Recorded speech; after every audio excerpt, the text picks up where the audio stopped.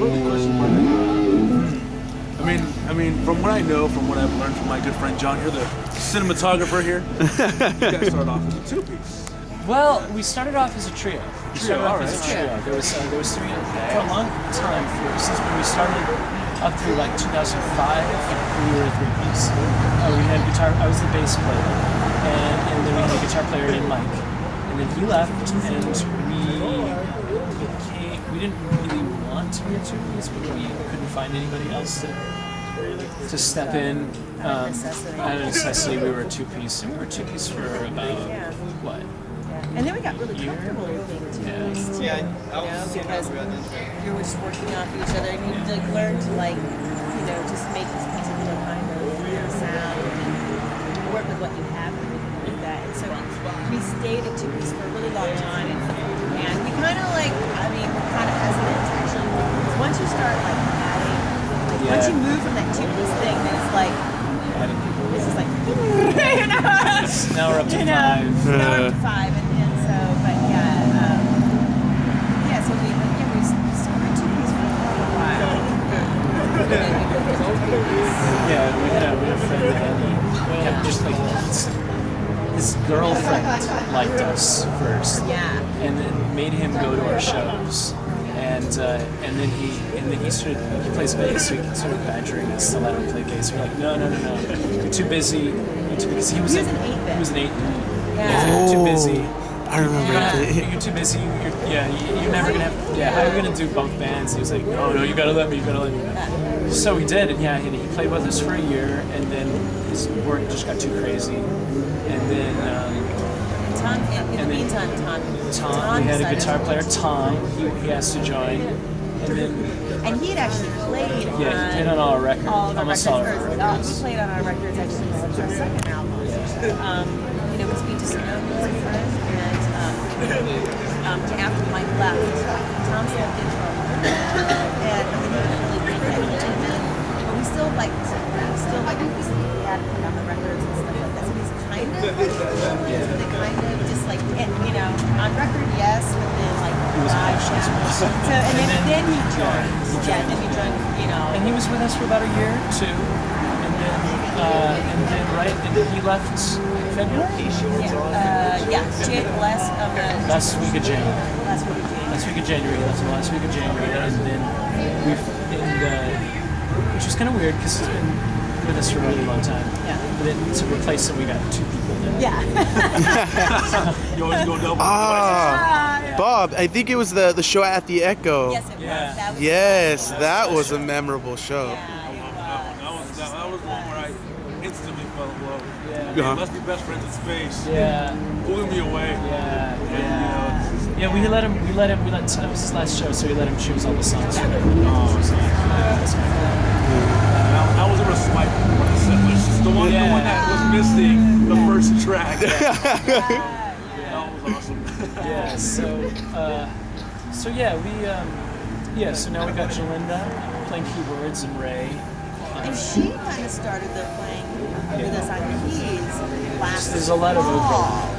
There's definitely an overlap because she started playing last fall because she was just like, I really like your band, and if you ever want someone to play keys, She's in we don't dance with a lot of keys. We'd love to. She's in like 5 bands. A couple bands. 6 bands? No, not anymore. Not anymore. She's not so many. No, not so many anymore. She's down to 3. She's down to 3. Still a lot of bands. But anyways, she's a busy lady.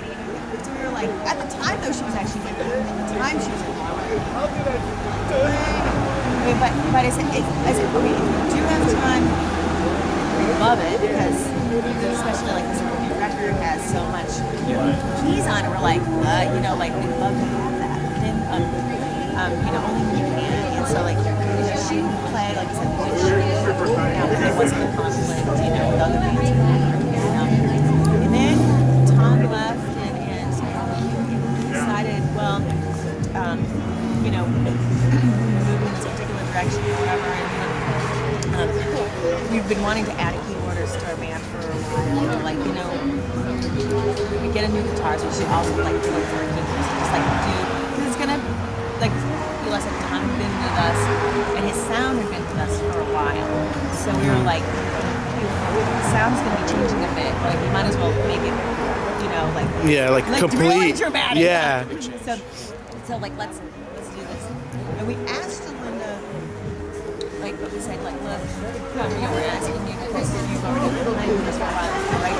You know, it's great to do this.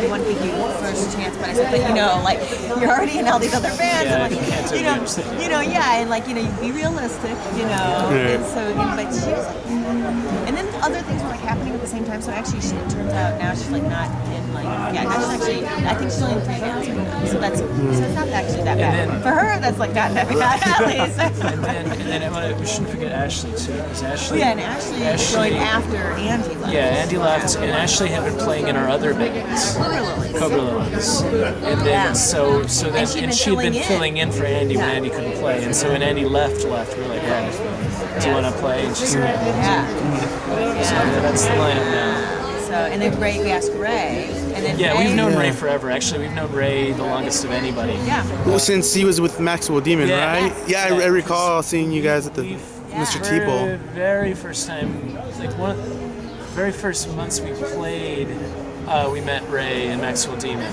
Yeah, and you know what? That was in 2002. That was in 2002. That was in 2002. At the Garage, which doesn't exist anymore. The Garage in like. I've heard of that one. Yep. It was a dump, and it's gone. And I remember it's really funny because like before Modulators started, like I'd go with my friends to see bands there, and I'd be like, oh man, maybe someday we could play at the Garage. And then we started playing. We started playing like I hate this place. Nice. Well, the last time we ever played there, it was raining. It was Except raining on the stage. Yeah. Oh wow.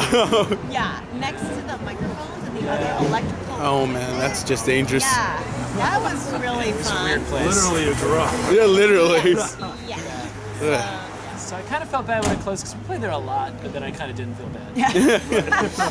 It's like afterwards, after you're like, But you don't miss it enough to like go back, Yeah. Exactly. But yeah, when Ray was in Maxwell Demon, we played a ton of shows together. And this is when we were a trio before we were a duo. Right. And so we've known Ray forever, and then he was in EKUK. Yeah, I actually remember those days. And then EKUK broke up, and then we lost Tom, and we sort of thought, well, maybe. I think it's finally time for Ray because we thought about Ray. We thought about asking Ray for a long time, but the timing was never right. Yeah. And so we always we're like something would happen. We'd be like, what about Ray? Because it'd be interesting, because his kind of punk ground, from what I know him through EKUK, is very like the hardcore scene kind of thing, especially with Maxwell Demon, because I've seen Maxwell Demon a couple times. That's the band we got to know, and we love Maxwell Demon. So we thought like if we were, when Tom was such a big part of our sound, and we thought when Tom left, we should really just do something totally different. Right. And we thought like Ray had his own style. Yeah. And we always, every time somebody joins, we always ask them to bring their own style. We ask them we don't say like you have to play this way, you have to play that way. We say we want people to bring their own style. Yeah, we feel like that's what actually makes it interesting. Yeah. Because it's like, is when you mix all these different influences together, that's when you get something good. I mean, I don't know. Yeah, because like Andy was really into metal. That he was like, awesome. he loved Megadeth. And that was really cool because he was playing bass, but he was always like when Mary couldn't think of what to do on the drums, he would like play Guns N' Roses or whatever. Yeah. I mean, it's like I put all my own like drums and everything like that, but like it was like if I was having a tough time, like I'd always ask Andrew.